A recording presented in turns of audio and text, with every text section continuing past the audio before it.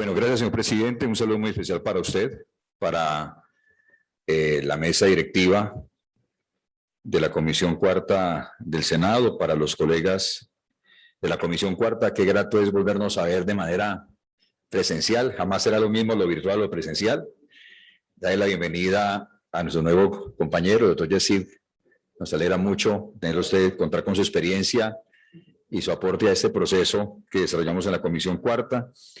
Saludar de manera muy especial, muy fraterna, al director de la DIAN, el doctor Lisandro Junco, a todos los colombianos que nos siguen a través de esa transmisión que están viendo ahora y verán luego, y expresarle al presidente, de verdad, me place mucho que este debate se haya citado. Teníamos pendiente en la visión nuestra que desarrollamos desde Colombia Justa Libres y desde Mi Causa es Colombia. Siempre hemos considerado la necesidad de revisar, evaluar y resolver los grandes flagelos que afectan las finanzas públicas del Estado colombiano. Ya tuvimos en esta misma comisión el debate sobre la necesidad de profundizar, revisar, excluir, actualizar, modificar lo correspondiente a los beneficios tributarios en Colombia. En algunos cálculos se habla de que esos beneficios llegan al orden del 13 a 17 billones de pesos, y creo que en ese tema de los beneficios tributarios es mucho lo que tenemos que hacer. La DIAN ha tenido una actitud asertiva para avanzar en ese proceso. Creo que esta comisión se ha caracterizado por ser muy analítica en estos temas, y creo, presidente, que la comisión debe unirse alrededor de plantear una mesa donde el gobierno nacional, junto con las comisiones cuartas del Senado y de Cámara, podamos establecer una revisión profunda de esos beneficios tributarios, sumado a otro tema que vendrá también, y que quisiera pedir a los compañeros que me acompañen en esa proposición que vamos a hacer el día de hoy, de un debate de control político a la Ley 80 en Colombia. La corrupción en la contratación pública en el país no es un problema estructural, ya es un problema endémico. Y recordemos que aquí hicimos un debate sobre el tema de Colombia Compra Eficiente, pero ahora nos toca retomarlo. Y nos toca retomarlo, ¿por qué? Porque la política pública de Colombia Compra Eficiente, que trata de controlar el tema de la corrupción en la contratación pública en Colombia, solamente es de carácter obligatorio. Escuchen esto, compañeros de la Comisión Cuartas. Es obligatorio solamente para entidades nacionales. Pero ¿cómo les parece esta gracia, senadora Aida, senador Yacid, senador Wilson? Es opcional para las regiones. Entonces, hágame el favor si a eso tenemos que meterle el diente. Y en eso, presidente, yo sé que a usted también le interesa mucho ese tema, lo he escuchado varias veces referirse a su preocupación sobre esos temas, de que esta comisión plantee ese debate de control político. Todo el concepto de esas circunstancias, porque ella amarra todo lo que estás diciendo, senador, del tema financiero, el sector financiero, precisamente por esos puertas, no, los portones que hay en la Ley 80 que facilita la corrupción en la contratación pública y la manera como han obstaculizado el instrumento de Colombia Compra Eficiente para que sea de carácter obligatorio también para las regiones. Y el tercer tema, que es el que estamos tratando el día de hoy, que es el gran cáncer que afecta a las finanzas públicas del Estado, la evasión, la elusión y el contrabando en Colombia. Le agradezco mucho las respuestas importantes que nos ha suministrado la DIAN, en cabeza de su director, y tenemos que también reconocer que en esto se ha avanzado. El anterior director de la DIAN y el actual director de la DIAN ha tenido una actitud muy constructiva, eso hay que decírselo al país, para mejorar estas situaciones, sabiendo que la DIAN, de acuerdo al decreto 2117 del 92, del 99, el decreto 1071, el 4048 del 2008, el 1321 del 2011, el 1292 del 2000, entre otros, tiene estas competencias a la DIAN: o sea, recaudación, fiscalización, control, penalización, liquidación y sanción. El Congreso de la República, en sus inicios del periodo legislativo de 2018, dio facultades en el ejercicio presupuestal, en la primera forma también de carácter tributario, que la DEN tuviera más dientes para poder ejercer estas funciones con mayor eficacia y tuviera un reforzamiento desde el punto de vista tecnológico y de estructura de personal para poder atacar de frente y de manera más contundente la evasión, la elusión de impuestos y el tema del contrabando.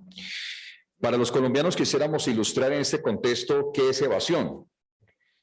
Evasión es la acción, sigamos con la siguiente presentación, es la acción u omisión por medio de la cual el contribuyente oculta por cualquier forma ante la administración tributaria la obligación tributaria existente.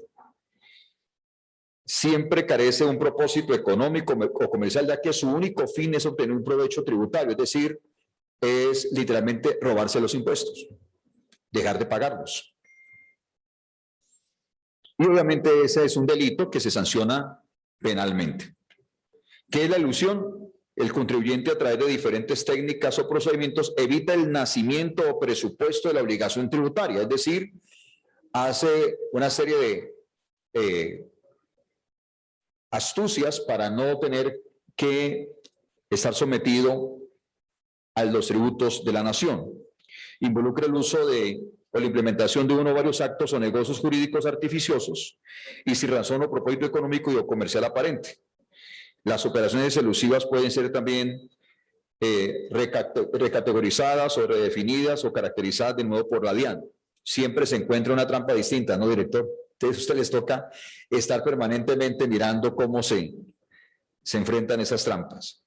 Para que nos demos cuenta un poquito en qué contexto estamos hablando del nivel de evasión que hay en Colombia. En el IVA, por ejemplo, en el 2015 teníamos un nivel de evasión, siguiente gráfica por favor, del 20.2%. Y progresivamente crecimos hasta el 23.9% en el 2018, en el 2019 tuvimos un pequeño descenso. Esto en cuanto a la evasión en el IVA. En cuanto a la evasión en impuesto de renta, personas jurídicas, empresas, en el 2015 teníamos un pico del 27.8% y gradualmente se ha logrado que para este periodo se haya disminuido al 2019 del 31.6% esa tasa. En términos de referencia absoluta, siguiente gráfica, Colombia pierde más de 40 billones de pesos, escuchen esto, por evasión, 40 billones de pesos. Si hablamos del presupuesto de la nación, en esta última versión son 350.4 billones. ¿Ah? Imagínate, tenemos una pérdida de más del 10% del presupuesto general de la nación. Nosotros tenemos que verlo de muchas maneras. Algunos podríamos decir se fortalecería el presupuesto general de la nación para llegar a cerca de 400 billones y yo agregaría otra visión. Y es la visión de que hay rubros del presupuesto incluso que están por debajo del valor de la evasión en Colombia. O sea, es más alta la evasión en Colombia entre IVA y la renta, 42 billones de pesos prácticamente. Mire lo que es el rubro de salud, 37.1. Prosperidad social, 16 billones. Transporte, 12 billones. Vivienda, 5.7 billones. Y en muchos de esos casos ustedes pueden ver que el grado de corrupción a través de la evasión en Colombia pues supera en 8 veces el presupuesto que se asigna a vivienda, por ejemplo. De esa magnitud de gravedad es este flagelo. Y uno podría pensar sobre esa línea si la manera de resolver los problemas en Colombia es a través de más subsidios o a través de corregir la corrupción que permitiera más bien rebajar impuestos en Colombia y que le devolviera el poder a los ciudadanos del Estado colombiano.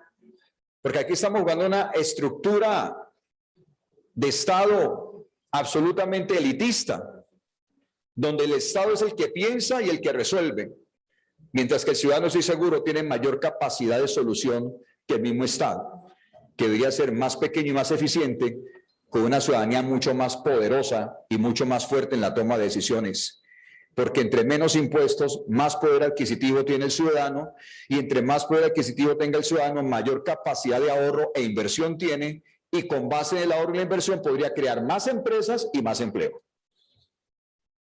Aquí hemos resuelto la pregunta muy mal, el tema económico en Colombia, porque lo hemos querido resolver a la luz de cómo salir de la pobreza. Incluso nos quedamos en la teoría del señor Marshall, indicando que la economía tenía como propósito resolver el problema de la pobreza. Y yo creo que ahora tenemos que respondernos distinto. Y es no cómo salir de la pobreza, es cómo prosperar. Porque la prosperidad dignifica al ser humano. La pobreza expone al ser humano a depender de otros, a que el Estado haga el favor de darme un subsidio, a que a ver si me ayudan. Pero la prosperidad me genera la posibilidad de dignificar mi capacidad y talento y creatividad para resolver los problemas que yo tengo en mi vida. Y por eso esos 40 millones de pesos anticipo, que en mi caso, que soy precandidato a la presidencia de la República, pudiéramos trabajar con eso. Lo que los colombianos pueden esperar de mí es lo primero que hay que echarle de una vez cuchilla, de una vez cortarlo, es el 4 por mil, que inició siendo algo temporal y parece que quedó eterno. Primer impuesto que hay que cortar. Lo segundo, el IVA. Un impuesto absolutamente regresivo que lastima al pueblo colombiano, que le impide al pueblo colombiano generar mayor producción y mayor consumo. Y ustedes por eso lo ven, cuando hay días sin IVA, parece que llegó, mejor dicho, Santa Claus realmente. ¿Sí? Y todo el mundo se enloquece, porque es obvio que el IVA es el impuesto que impide mayor consumo, mayor producción y mayor generación de empleo. Yo no estaría en la línea de ni siquiera sostener los impuestos actuales y mucho menos incrementarlos. Si a eso le suma usted la reducción de la alta burocracia, tendríamos la política pública más sana de toda Latinoamérica. Aquí tenemos altas consejerías de la presidencia que no sé ni para qué se inventaron. Siendo presidente de Colombia, el 80% como mínimo de consejerías volarían. La alta burocracia del Estado es vergonzosa. Las 27 entidades que creó el señor Juan Manuel Santos y que este gobierno no ha podido reducir, tenemos que ser mucho más eficientes y el caso de ser presidente de Colombia la reduciría al fondo, completamente. Y todo ese poder al ciudadano, todo ese poder para que el ciudadano pueda crecer y pueda avanzar. Si aquí pensamos que una estructura entre cortes o altas cortes, Congreso de la República y Ejecutivo, que es una élite de 500 líderes en Colombia, va a resolver la vida de 50 millones de colombianos, estamos absolutamente equivocados. Y lo que tenemos es que permitir que los 50 millones de colombianos puedan participar de las soluciones del país. Tenemos que establecer mesas, apreciado director, con los sectores reales y permanentes, con FENALCO, con la ANDI, con ACOPI, con las organizaciones laborales, con los sindicatos, sentarnos todos en la misma mesa y traducir esas reuniones en una conciencia, porque es que esto no se pierde solo. Eso entre proveedores se ponen de acuerdo. Entre empresas se ponen de acuerdo, entre contadores se ponen de acuerdo. Y todo el mundo se queja de los impuestos. ¿Queremos menores impuestos? Bueno, todo el mundo paga lo que tiene que pagar y como debe de ser. Y si ese compromiso se da en el país, entonces todo el mundo va a ser beneficiado. Pero aquí yo escucho todo el mundo regándose las vestiduras por los impuestos, pero nadie tomando conciencia de que estos flagelos los podemos enfrentar si el Estado asume una dinámica de trabajar construcción colectiva con los gremios y con la ciudadanía y con los trabajadores de Colombia. Y a eso tenemos que apuntarle y yo personalmente a eso le apuntaré. Miremos un poquito los temas de recaudo en América Latina, porque es importante mirar la región. Nos está afectando tanto esta evasión, si me permiten la otra gráfica, sean tan amables, tanto la evasión en el tema del IVA, que ya otros países de la región nos han cogido liderazgo. Chile, por ejemplo, se ha pegado una despertada impresionante. Y tenemos que ser conscientes, porque la DIAN puede hacer su mejor esfuerzo, pero si los colombianos no ayudamos, la factura electrónica es un instrumento eficaz y es un instrumento que está permitiendo luchar contra esa evasión. Pero necesitamos tomar conciencia de la importancia que tiene ese tema en el liderazgo regional. Porque si nosotros perdemos capacidad en los temas de tributación, en la política tributaria del Estado, pues perdemos eficiencia también en la política fiscal y perdemos eficiencia en la asignación de los recursos a donde tienen que llegar. Quisiera la siguiente gráfica, por favor. El impacto sobre los ingresos y el ingreso comparado con los demás países de la región también nos muestra unas cifras preocupantes. Porque nosotros estamos siendo afectados por esta evasión, reduciendo la posibilidad de tener mayor capacidad y mayor eficiencia para los grandes compromisos. Usted recuerde que este Congreso tiene que ser consciente que también hay que reconocer las cosas buenas. En este gobierno del presidente Duque, tenemos que reconocer ese liderazgo en el tema del presupuesto y en el tema de la educación. Presupuesto más alto de la educación. Si queremos que ese presupuesto de la educación pueda permanecer y se pueda desarrollar, se requiere que los colombianos nos comprometamos con declarar lo que tenemos que declarar. Y obviamente respaldar a la DIAN para que su ejercicio sea mucho más agresivo. Siguiente lámina, por favor.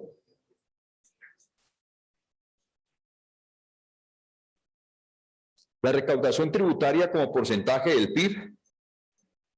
Vamos a comparar algunos países en la región.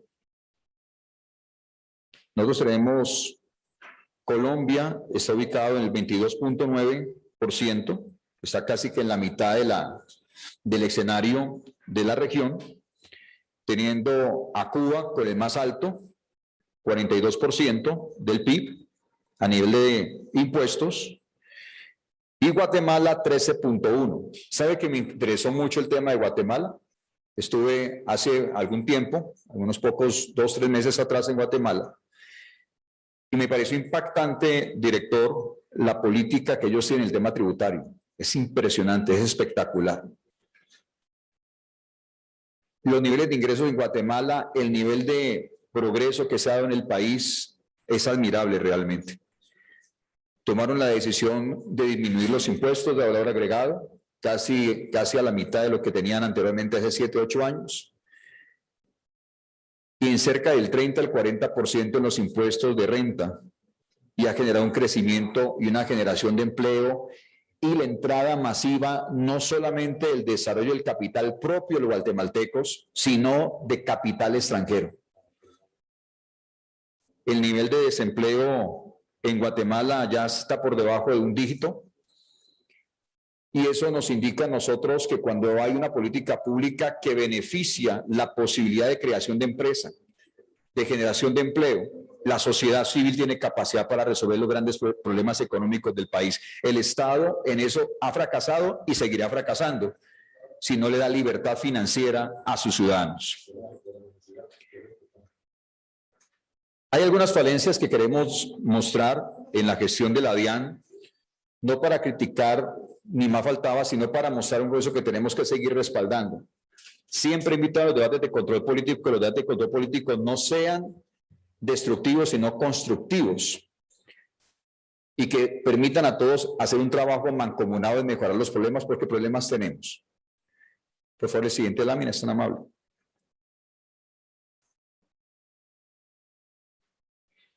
Primero, la percepción de calidad. De acuerdo con el último informe DIAN 2020, el indicador de percepción de calidad general del servicio que ofrece la DIAN ha disminuido desde el 2018.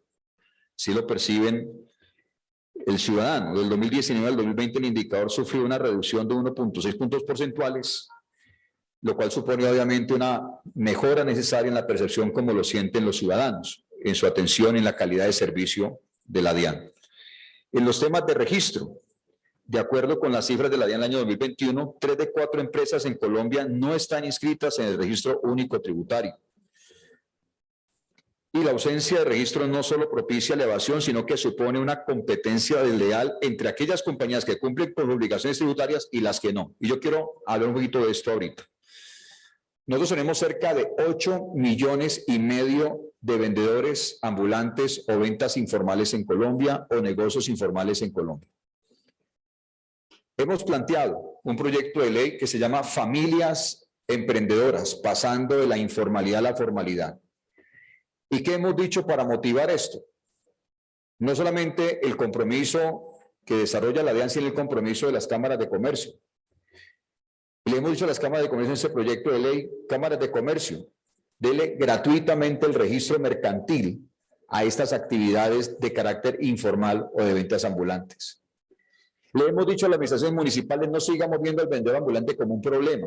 Para mí el vendedor ambulante no es un problema, para mí es una solución, porque el señor que sale a vender bananitas y bomboncitos, sale a hacer esas ventas para llevar comidita a su casa. Y lo que necesita esa persona es acompañamiento integral de las organismos del Estado para formalizarse.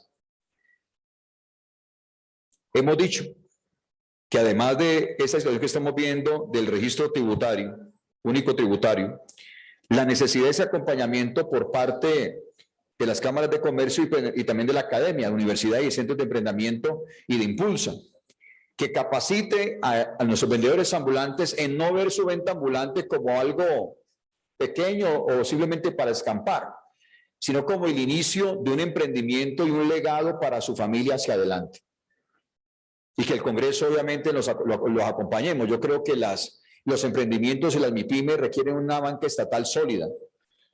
En estos días nos iban a meter un golazo en el Fondo Nacional del Ahorro y ya lo querían privatizar y así no es tampoco. Necesitamos una banca estatal al servicio de aquellos que la banca privada no atiende. La banca privada no está interesada en atender a un vendedor ambulante. La banca privada no está interesada en atender a un microempresario. Pero el Estado sí debe estar interesado. Y debe generar productos financieros que le permitan a estos emprendedores poder avanzar. Miren, el año 2015, presidente, noviembre del 2015, la tasa de desempleo en Colombia era del 7,4%. Antes de entrar a la pandemia, en febrero del 2020, llegamos al 12,4% de la tasa de desempleo. Con la pandemia, en mayo del 2021, llegamos a crecer al 20,4% de desempleo, 21,4% de desempleo. Hoy está en 14,3%. O sea que si nosotros combinamos una estrategia de política tributaria adecuada, de acuerdo a lo que vimos en Guatemala, de acuerdo a lo que hemos presentado acá, la generación de empleo y la recuperación del empleo, apreciado director de la DIAN, va a ser un fundamento importantísimo. La gestión que tú vas a tener, director y la DIAN, para recuperar 800,000 empleos que todavía no hemos recuperado de la pandemia. Eso nos queda pendiente. Pero antes de la pandemia, senador Wilson, ya teníamos un problema estructural de la pérdida de 2 millones de empleos en los últimos 5 años. Y tenemos que trabajarle a los 800,000 de la pandemia, que claro, con el tema del plan de vacunación, con los temas ya de los aforos más generosos para la reactivación económica, con los temas de la protección al empleo formal a través del PAEF, que certeramente se amplió para el 2021 hasta diciembre y que esperamos que, como quedó anunciado en la Ley de Inversión Social, pueda considerarse por iniciativa nuestra y que quedó en la ponencia para que se cree hasta el 2022, ya se superaría esos 800,000 empleos, pero nos queda de fondo 2 millones de empleos estructurales que la corrupción, y yo quiero que esto lo entiendan los colombianos, que esos 40 billones de pesos que hay gente que lo está robando en evasión, ilusión de impuestos y contrabando. Si solucionamos eso, solucionamos al menos la mitad de esos 2 millones de empleos. Así de sencillo. El tema del contrabando, sigamos por favor. Tuvo un aumento del 12% frente al año anterior. Y nos preocupa algo, porque aquí hemos hablado de los sanandresitos como los grandes pecadores. Y no es que yo quiera excusar el contrabando que se da de esa manera, pero se ha estigmatizado a los sanandresitos. Yo he estado en la gestión de acercar los sanandresitos con la DIAN y con el Ministerio de Hacienda, junto con ese partido, para generar soluciones. Tenemos el problema, pero la solución es seguir persiguiendo a los comerciantes. O la solución es buscar maneras, como hicimos con los grandes capitales del extranjero, bajo el mecanismo de la normalización, buscar elementos de normalización, director. Yo creo que ahí tenemos un gran reto. Aquí no estamos hablando de normalizar el delito, no. Aquí estamos hablando de parar el delito, pero también ser justos, porque hay un contrabando que también sea de carácter técnico. Y hay organizaciones aparentemente formales que generan contrabando también, que sus precios están muy por debajo de lo que deberían realmente ser en la facturación como tal, cuando rinden cuentas ante la DIAN. Y en esto les quiero pedir, colegas, que nos acompañen y que apoyemos a la DIAN en ese sentido de la lucha contra ese contrabando técnico. Director, ¿qué necesita? Díganos, ¿qué necesita? ¿Qué apoyo necesita de nosotros para ayudarle y acompañarle en esa batalla campal contra el contrabando técnico en Colombia, que suele ser más terco y más duro que el contrabando que regularmente todos conocemos? Imagínense, para dar cifras, solamente el contrabando técnico, por su facturación, representa más de 4.800 millones de pesos, 4.8 millones de dólares en la subfacturación. Eso equivale aproximadamente, escuche la cifra, a cerca de 14 a 16 billones de pesos. ¿Será que esa plática nos sirve?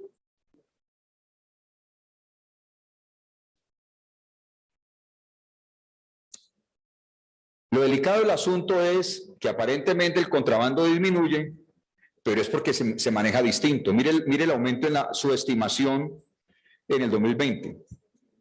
Siga la siguiente lámina, por favor. Según las cifras del 2021 de la DIAN, el volumen de la mercancía aprehendida por la DIAN en el 2021 en comparación con el 2020 es 57.8% mayor. Asimismo, el valor de la mercancía aprehendida es del 107% más respecto al 2020. Es decir, que el Estado ha dejado de percibir solamente por esa razón 115.000 millones de pesos que se dejaron de recaudar entre el periodo de enero a agosto frente al 2020, solamente por contrabando, el que normalmente conocemos. ¿Qué propuestas queremos hoy hacer?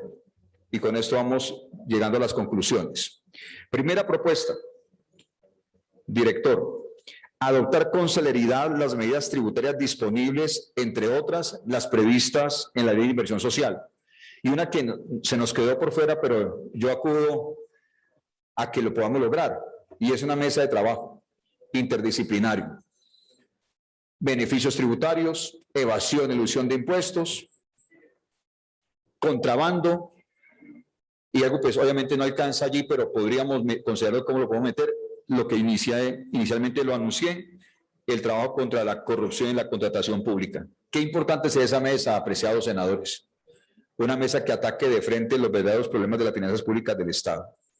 Segundo, fortalecer y ampliar el rango de las inspecciones y fiscalizaciones tributarias, así como la inscripción en el RUT de aquellos que están obligados todavía y que no cumplen ahora con dicha obligación. Ese tema de inspecciones y fiscalizaciones, me gustaría mucho, director, que me explicara ahora el por qué otros países tienen la posibilidad de tener mayor intensidad en ellas. Lo mostramos ahorita en los cuadros. ¿Qué le faltaría a la DIAN para al menos ponerse al ritmo de países como Chile, que tienen 3 y 4 veces el nivel de inspección que tenemos en Colombia? Y tercero, implementar prácticas de fiscalización y de facilidades de pago para obligaciones tributarias, que se demuestra con la experiencia que cuando hay acuerdos de pagos, esto nos logra en tiempos de crisis salir muy bien, salir muy eficiente ese proceso. Las MIPYMES tenemos un problema, director, y es que aún después de la pandemia, muchas de nuestras MIPYMES están atrasadas en el sistema PILA. ¿Qué pasa con eso? Que a la hora de hacer cualquier tipo de arreglo o beneficio frente a los temas de la protección del empleo, más de 2 millones de empresas, al menos en el Valle del Cauca, se quedan por fuera de ese beneficio. 2 millones de empleos en el Valle del Cauca se quedan por fuera de ese beneficio. Entonces necesitamos resolver y articular con el PILA y la DIAN una manera de ayudarles a ellos, porque no está bien eso. Ellos no se atrasaron en el PILA porque quisieron, se encerraron, se atrasaron y no acceden ahora al beneficio de la DIAN por ese problema. Entonces hay que articular la solución entre sistema de información de la seguridad social con la DIAN. Miren el reto que tenemos tan grande y a la vez una gran oportunidad. Es articular el sistema de seguridad social en Colombia con el tema tributario en Colombia. Y de esa manera generar las posibilidades de protección del empleo. Conclusiones. Según las cifras de la DIAN, la evasión de impuestos en Colombia habría disminuido. Es un buen anuncio, pero sin embargo tenemos aún 40 billones anuales que la gente está evadiendo, que empresas están evadiendo. El recaudo en Colombia disminuyó con mayor fuerza, obviamente por la crisis sanitaria que ocasionó el COVID-19, pero mucho más frente a los demás vecinos. Yo creo que eso hay que revisarlo. Porque los vecinos, varios de ellos, les ha ido mejor en los temas de recaudación tributaria a pesar de la pandemia. Y las autoridades tributarias de otras jurisdicciones adoptar políticas eficaces para poder obviamente mitigar esos impactos. Yo quiero agradecerles a todos la atención, espero haber dado un contexto al debate para que todos puedan participar y recibir obviamente las explicaciones del director de la DIAN. Muchísimas gracias, señor presidente, y gracias a todos los colegas.